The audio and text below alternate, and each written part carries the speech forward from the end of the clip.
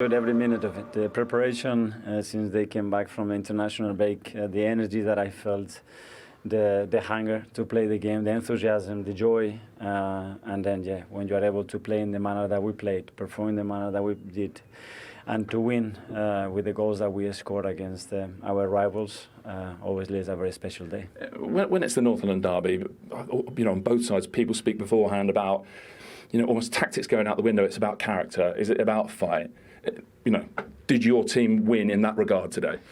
Well, we certainly wanted to impose ourselves in every department, but it has to start that with that intensity, with the duels being very precise, because the space is limited. There's a lot of aggression on the pitch. They are a really, really good team, and we have to earn it. I think we started from the beginning really strong, really intense, creating a massive chance with Declan straight away, and we had to be patient. But we look very dominant. We scored 2 magnificent goals to start with, and then in the second half as well, we maintained the consistency. And even though there are things to improve, overall I think it was a great performance. Yeah. That said, in the tactical aspect, you did seem to find a particular way of going sort of round their shape and then an underlapping run coming through it. And you did say beforehand you half expected them to play a 3 at the back or a 5 at the back.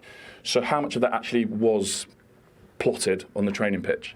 Well, during the international break, I had a lot of time to think and to analyze and to think what they could do. Analyze the games, our games, and what was probably the best chance for us, for them to create issues against us. And that was a possibility that we prepared. Obviously, we didn't know the moment we got the lineup. We made the adjustment that we had to make, and then the players delivered an incredible performance. So I know you won't want to give too much away, but that's really sort of fascinating to us. So with that extra time you had on your hands during the international break, what did you see about what they do that you thought? Because you ended up with so much came with you having chances centrally. You've obviously worked that space. Well, just try to understand and how they can be thinking, what's the perception they have in relation to us and what we believe that they can do, but we don't know. But our job is to be prepared and then, within the game plan that we want to provide, simplify it as much as possible, whether they play with one formation or the other. And then the players have to deliver, and they certainly done it today. And Eberechi Eze today, and I know it's hard to sort of talk about him on a day where he's done it against Tottenham, but do you think back to that in the summer? I think that was, forget Tottenham, but was that a huge moment? Because you'd already had a good transfer window, and you went again. Yes, obviously, as well, we had the news that we had, and thanks God we had the window, and the club was really supportive, and Andrea was excellent delivering that, because, at the moment we are missing Gabriel, Carragher, Victor Gyökeres, Martinelli, Gabriel Jesus, Martin Odegaard, Martinelli just came back, Noni Madueke just came back, so thanks God we have a lot of players. It's actually worth picking out maybe a couple of unsung heroes.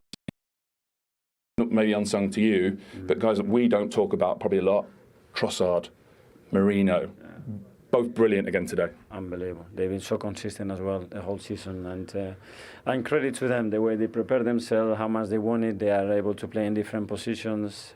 I think Piero as well. I mean, that was a big tax to replace Big Gabby. That's a major job, and I think he was excellent from the beginning. Lastly, Pep Guardiola said on Friday, if Arsenal are that good, that if they get a 6-7 point lead, they're going to be really hard to stop. Do you feel like the way you're playing, with the players you've got to come back, you're going to be really hard to stop now? I don't know. You have to go game by game. I know the league is so tough when you look at the results yesterday and today, and the margins that teams are winning matches for, is super reduced. So we know that it's going to be a long, long journey. We are really excited what we're doing. We have to maintain that momentum. Enjoy today and tomorrow. Bayern Munich. It doesn't get any easier. Well done, Mikel. Thank you so much. Thank you. Bayern Munich and then Chelsea to come next in the league. They're second at the moment, but there is a 6-point gap between Arsenal and Chelsea. And historically, any team that has had that cushion after 12 games has gone on to win the league. It's happened to Manchester United. It's happened twice to Chelsea, once to Manchester City and twice to Liverpool. The word inevitable seems to be hanging around Arsenal at the moment. Every other team who's been in this position has gone on to win the league.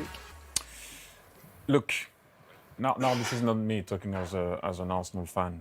It is me saying at one point you have to embrace it. People were talking about the process. it's not believing in the process anymore. It's happening. You have to be honest. We put ourselves in a situation where we have, I do believe, the best squad. Did you hear the name of the players that he mentioned just now? They're not playing. Look at how we played. You're not complaining anymore about missing one or two. So you need to make sure that you can win the league. I'm not saying you're going to win it, but you need to act like it. You are favorite. Embrace it. Not know anything. Like, we all know it's going to be difficult against Chelsea. We all know we have the game at in midweek against Bayern Munich. But it's time to deliver. And you need to embrace it. It's not me trying to put pressure. It's not. If I was in that dressing room, that's how I would have come back in the summer. I would have said, guys, it's time.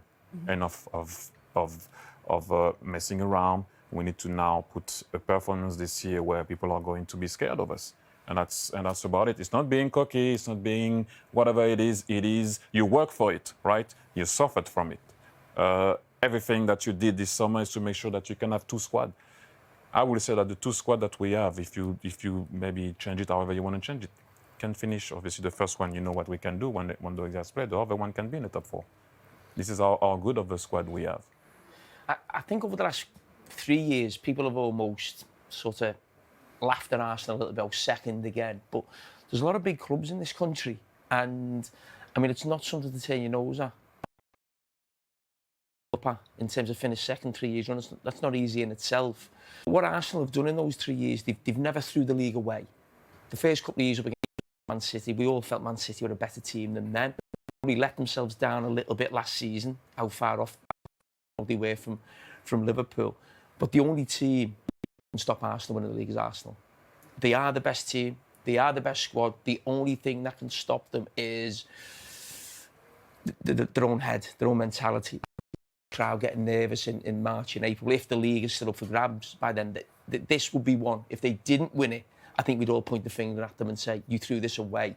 I don't think that's ever been the case before. I always think the case has been there has been a team slightly better than them in the Premier League, but that is definitely not the case this season. And they've been this ground late on in the past 3 seasons where it's felt extremely tense here at the Emirates, in games where Arsenal will have felt they had to win to either stay in the title race, maybe just get their noses in front in title races, and that's where they've fallen short. Do they look more relaxed to you? Do they look more so that pressure isn't there in the same way? Mikel looks more relaxed. The way he's on the bench, he would have his moment, like everyone right on the bench. But sometimes when you're the boss, you don't do it on purpose. But the way you are will have an impact on everyone in the stadium and on your team.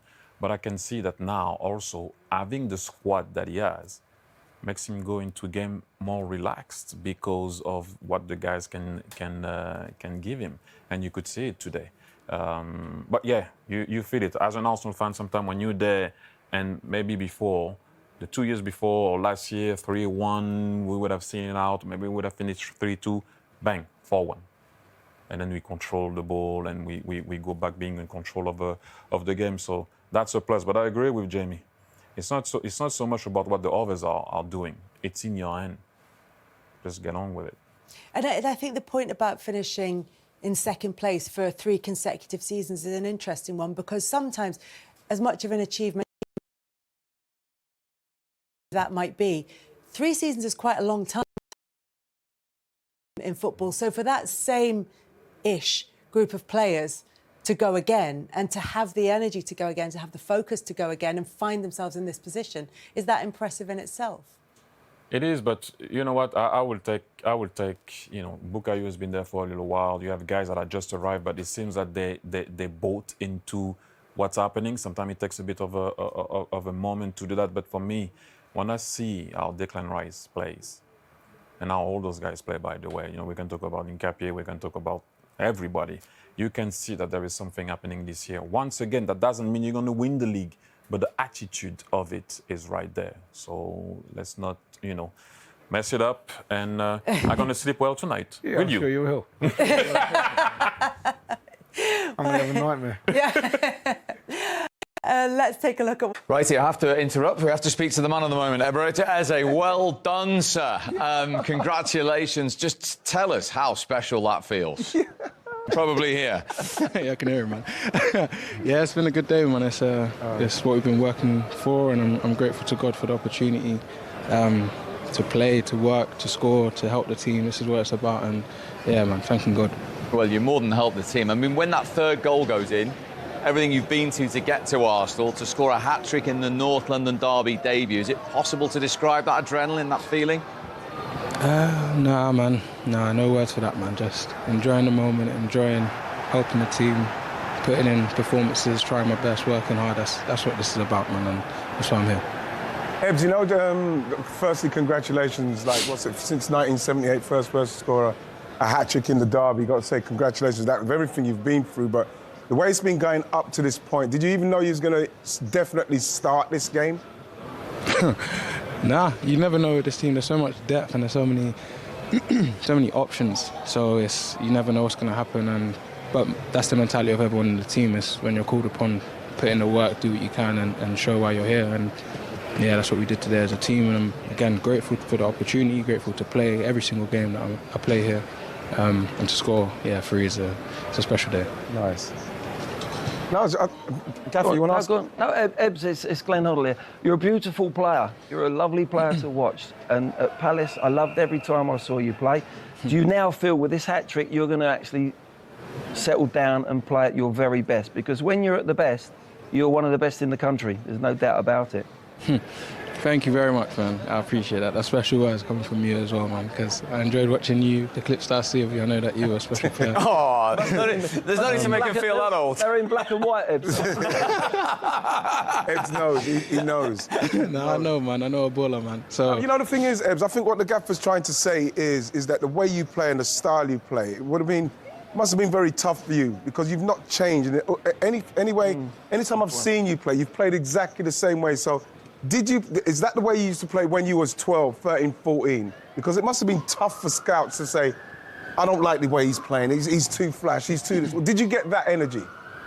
I think it's something that I've maybe tried to do from young, but it's never been effective or like as direct and focused on being effective in games. It was more just about looking good, but now I feel like I'm adding to my game the killer mentality of wanting to decide games. So yeah, for sure it's something that I'm continuing to work on, to build on, and yeah, I hope that this is something that will continue to move me forward to perform and to play how I play, because yeah, playing in a team like this and enjoying it can be special.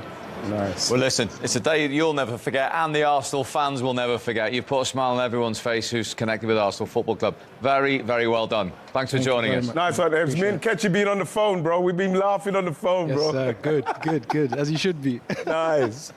Tom, man, thank you very much indeed. And really, that big smile from Eberechi Eze. Yeah, it was fantastic. And I must be honest, I think in the summer when Arsenal signed him and I had my Liverpool hat on, and I looked at the signings Arsenal made, and besides Gyökeres, it felt like a lot of them were to strengthen the squad, really. So where Arsenal had problems the year before was when Saka was out, so they bought Madueke. Odegaard was out, they got Eze. One of the centre-backs was missing, so they got a couple of centre-backs. It was only really Gyökeres who felt like he was going to go into the team. And if I'm being honest, I think if Havertz was 100% fit, Havertz would probably be the centre-forward in this team, I think. So when Eze came in, I thought, OK, maybe it's not a game-changer. And Les knows him a lot better than me. He still said earlier on the show, there's still more to come. But then we've still seen some of his highlights this season. There were still a few great goals in there, and then he goes and scores a hat-trick. So, apologies. I think I've certainly undervalued the importance that signing was, because he looks like he could make the real difference for Arsenal this season and go on and win the title. And apart from the sort of skill in scoring the goals and his overall contribution to the game, the composure, Thierry, was admirable from Eze. Well, if you looked at Palace before, you would have seen that composure. You know he has that composure. He's calm. The way he speaks is the same way.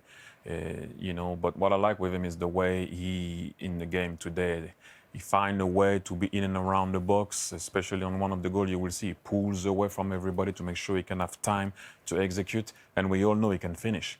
I know he's with us now, but when you look at him at Palace and the way they reposition him under Mateta, suddenly, as a 10, he started to see the game a different way with a guy that can play for him. And obviously today was different because he didn't have a proper 9 with him. But that's why I think it was easier for him to get in the box today because he didn't have the presence of a 9. He was a 9 at times.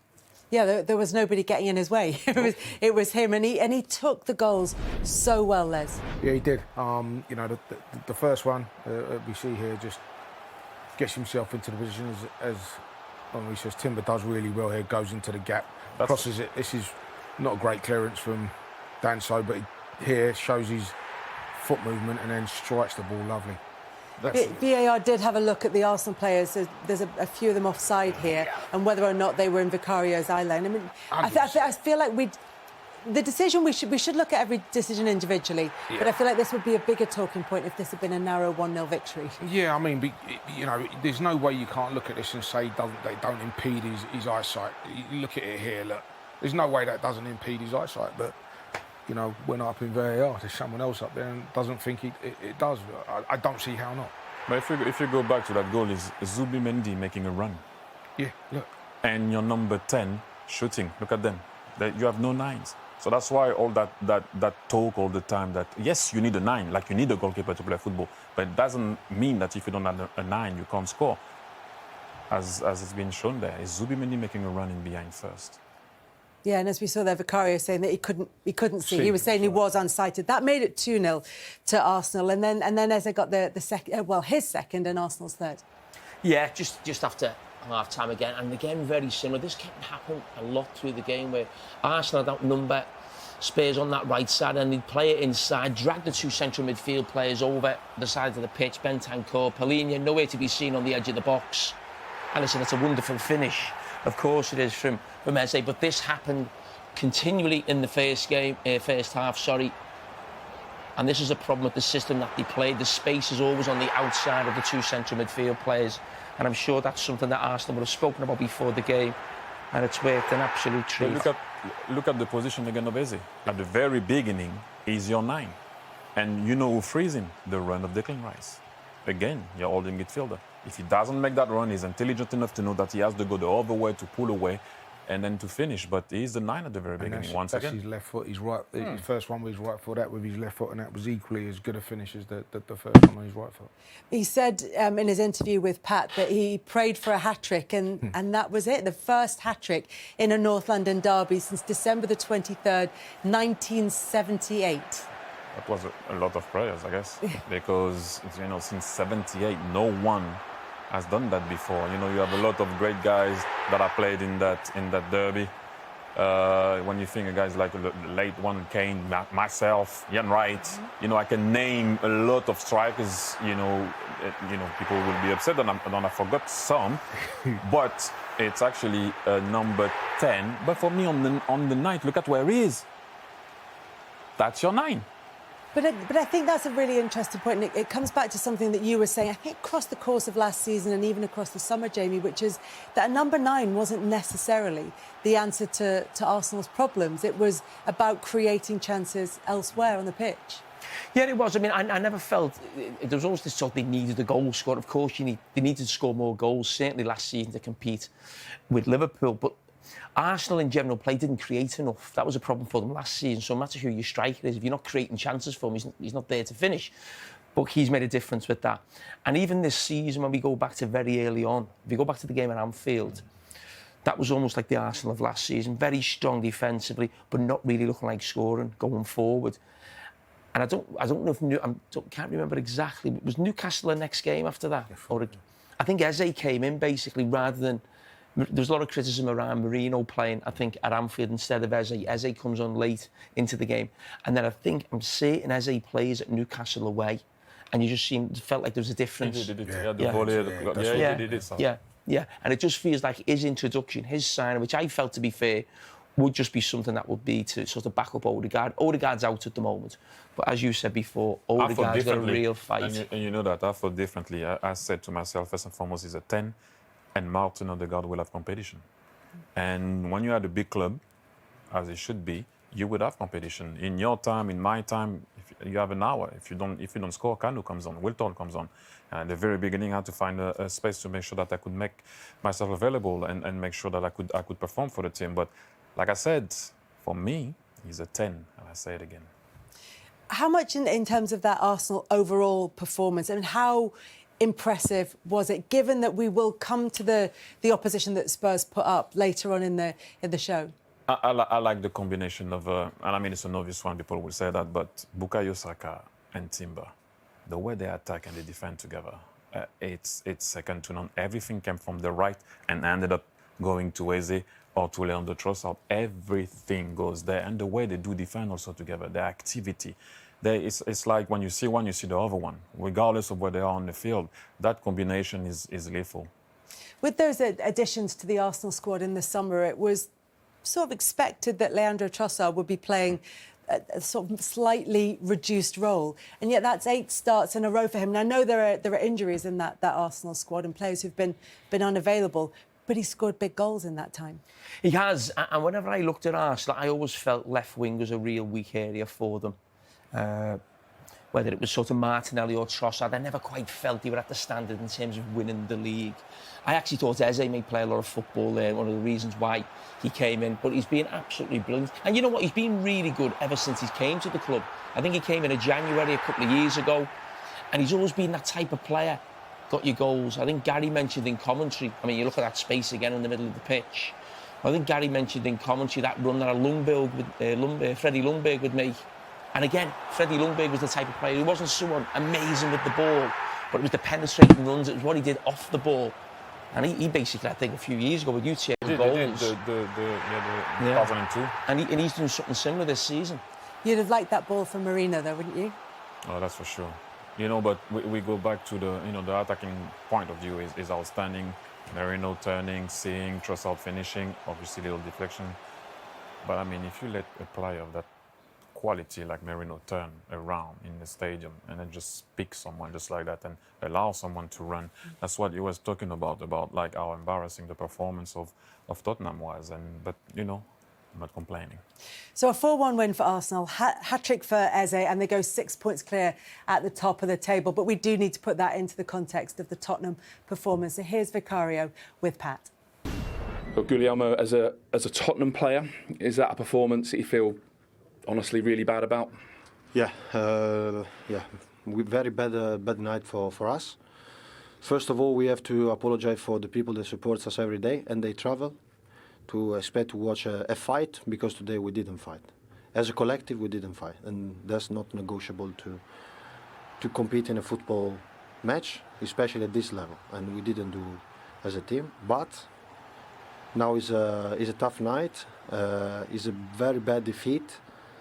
But we have to stick together, because we know what we have to address these kind of things. Now we have a big night again on Wednesday. We need to stick together and to believe much more in ourselves, because tonight we didn't show anything that's what we normally are capable of. And so we need to have bright brains in this moment. I know the emotions are high, especially when you lose a derby in this way, like that, but we need to be cool heads and apologize to people that support us and that travel today, because we cannot put on place a performance like that.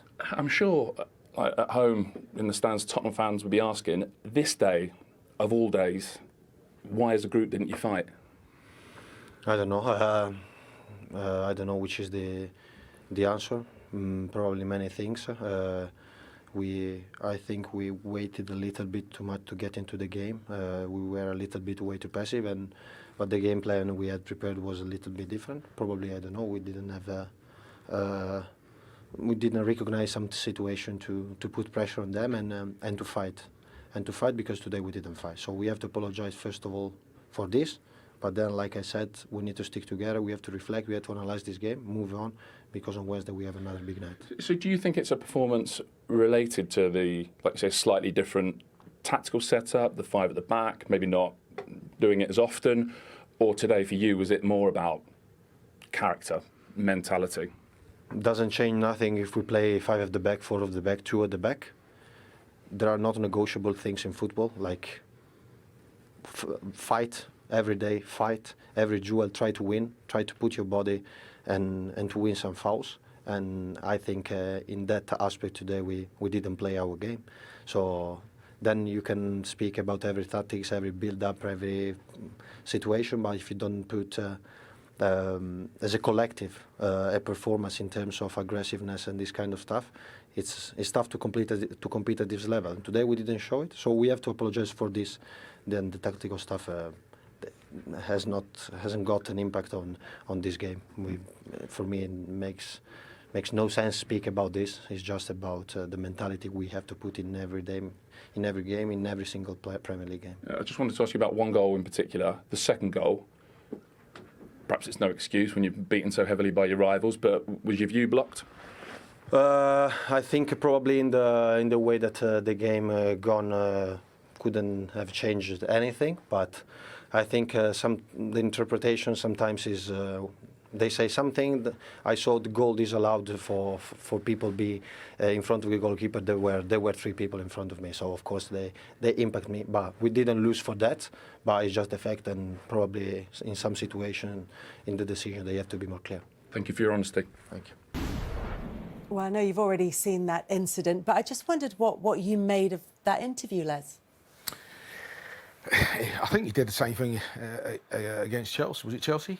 He came out and he was the one that apologised for the performance. And you know, when they came here today, 5 at the back, you look at it and you think to yourself, okay, if you can perform like you performed against PSG, because we saw that, and they had to go.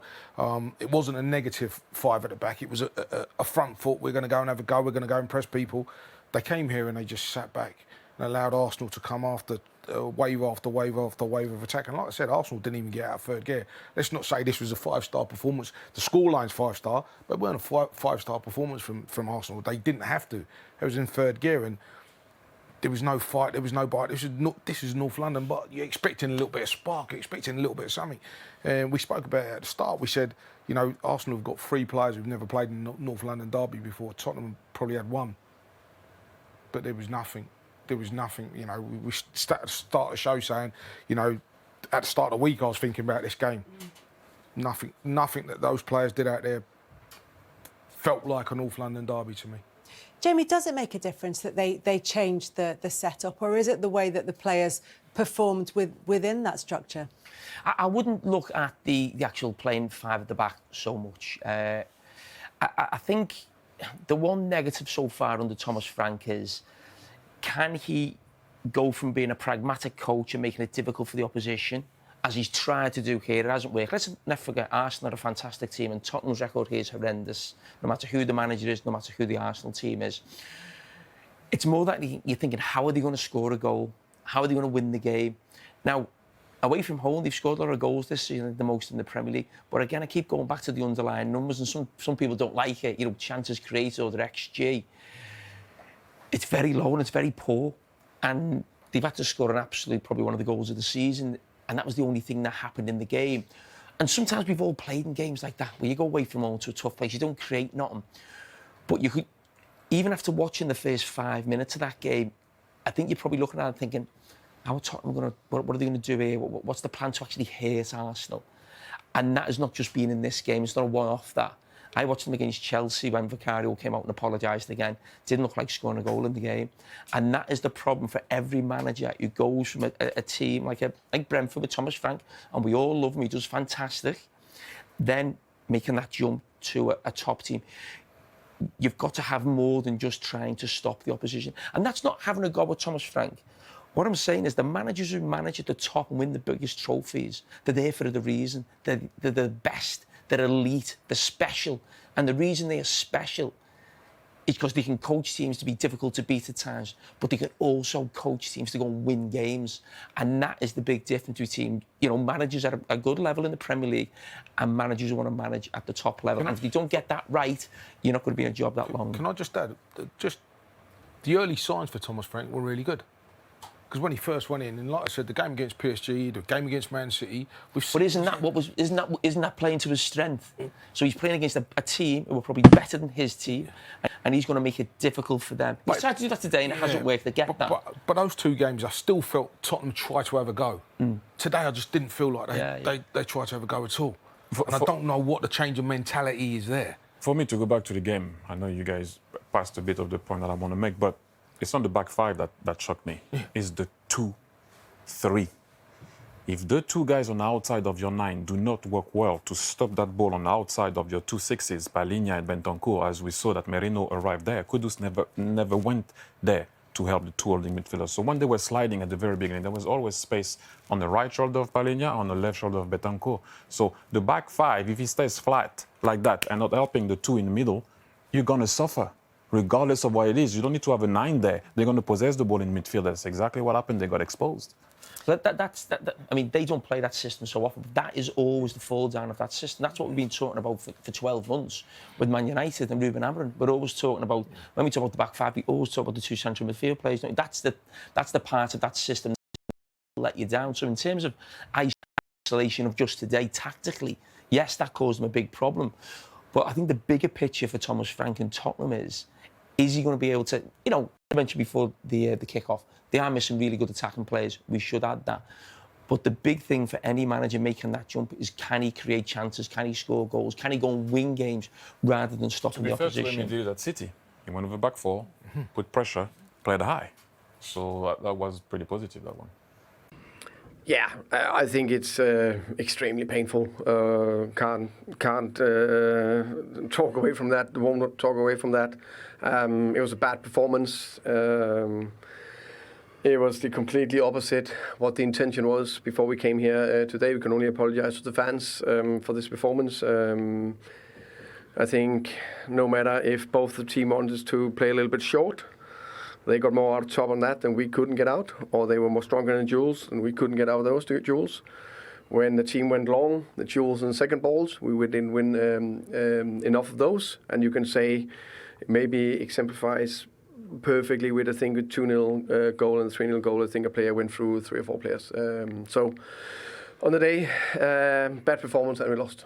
So if you were to sort of point at one thing that was lacking, is it actually the character and the fight of the team that you look to?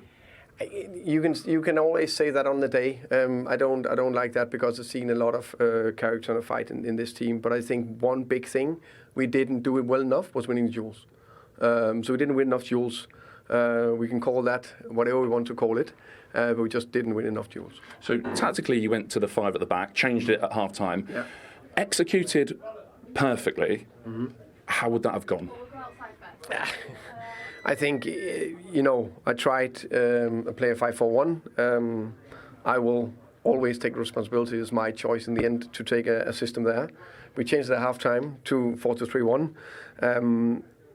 My view on it, no matter what formation we play today, we don't have the duels, the intensity in decisive moments, then it's very difficult to win a football match. Were you surprised, given that setup? They seem to find a particular way, maybe the first 3 goals, of kind of playing out in and then finding quite a lot of room centrally.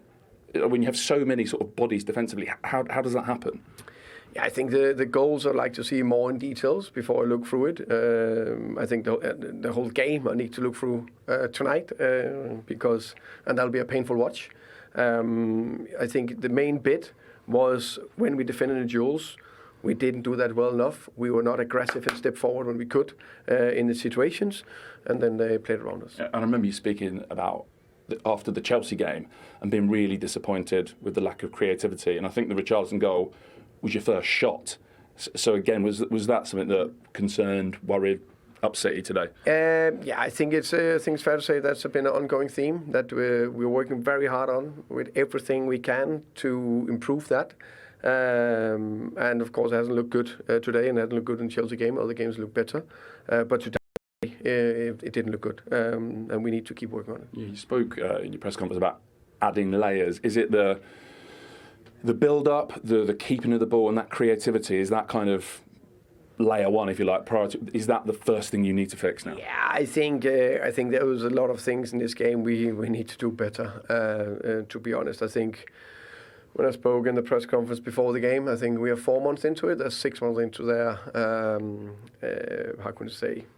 journey with the team, and I think that was very obvious today. Do you expect, speaking to you in the week, one thing that maybe is changed or surprised you moving from Brentford to Tottenham is the noise after a big defeat? Do you expect quite a bit of noise to follow this? yeah, of course it would be nice. We played against our biggest rivals. We lost badly. So, of course it would be nice. But it is what it is. We keep the noise out, focus on improving the team. And then the thing is, I know this team is very competitive. We showed that against City away. We showed it against PSG. Of course, looks bad today. And it was not good enough. Thank you, Thomas. You're welcome. Thank you. Well, Thomas Frank wants to go back and look at that game in more detail. These are the sort of bare numbers from the game itself. 3 shots, 0.07 expected goals, 4 touches in the Arsenal box, 120 passes in the opposition half, and 52 passes in the final third. They average 54 passes in the final third in one half of football, normally Tottenham. So that's, a sort of 50% reduction. But more significantly, just to put it into context, is of the 12 games they played so far this season, these are the lowest numbers. And perhaps a little more surprisingly, over the last 10 seasons, where they played 392 games, so 380 over the 10 seasons, plus the 12 of this season, they're way down towards 392 in all of them. There is an argument that this is the worst creative performance from Tottenham in over 10 years, Les. Well, yeah, we saw that today. Apart from Richarlison's shot, I don't remember him having another shot at goal. All the stuff he was talking about, I totally agree with it. But the one word is they didn't compete. Didn't compete against Arsenal today. They turned up in North London derby. Whatever derby you turn up in, you know it's going to be hostile. You know it's going to be fierce. Just didn't look like it today. It looked like tiddlywinks. They just didn't compete the whole game. And if you're a Tottenham fan now, you're as frustrated as anything, because go there, okay, you're playing against one, we've spoken about it, arguably one of the best team in this league at this moment in time. So what you want to do is just go and compete. You want to go and have a go. You don't want to go there. They laid down today and got rolled over, absolutely rolled over.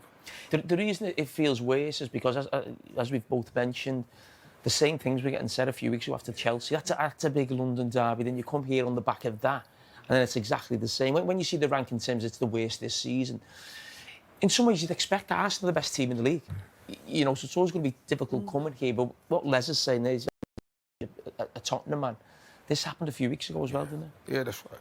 Yeah, and that's probably going to make Thomas Frank's job more difficult in terms of winning over the Tottenham fans if those 2 performances have come against 2 of their fiercest rivals. Yeah, but we got to remember, and I said this before, this side finished 17th in the league last year.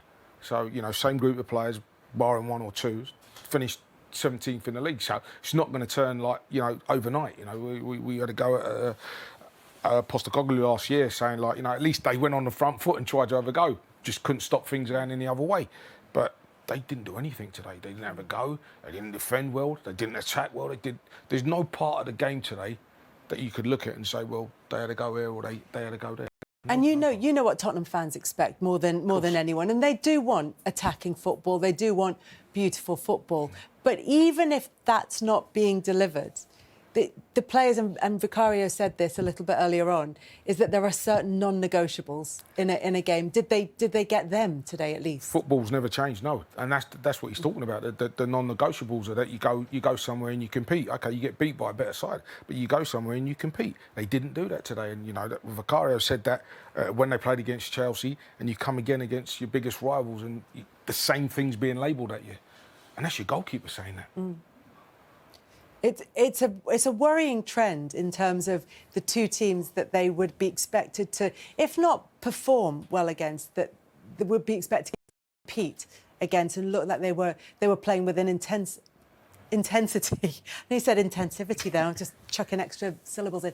But they would be expected to play with an intensity against Chelsea, against Arsenal, and if that's lacking, that's what's going to sting. Yeah.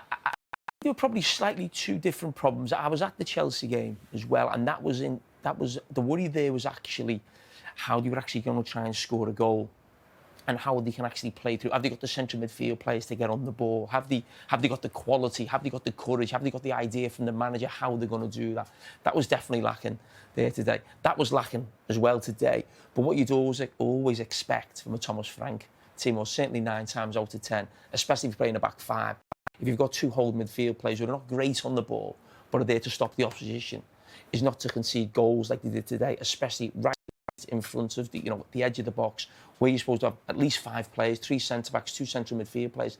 The space that position was alarming, and that comes down to, as Thierry's mentioned, actually maybe the system and the problems with that system as well.